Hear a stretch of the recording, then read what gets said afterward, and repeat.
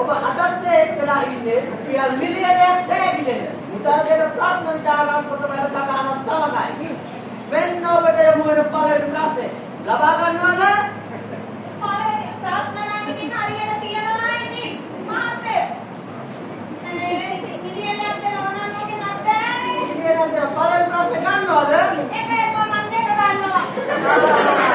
ආන්දාව කොහමද දෙකම එකමද? එහෙනම් මේක ඔබට ඉල්ලගෙන ප්‍රශ්නේ. ආන්දාවට දෙකක් ඇද? එළදලම් 14ක් ඇද? මොකක්ද?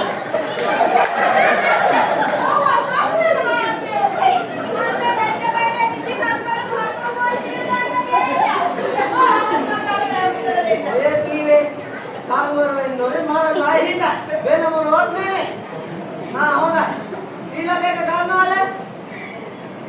හරි මම උත්තරේ කියන්න.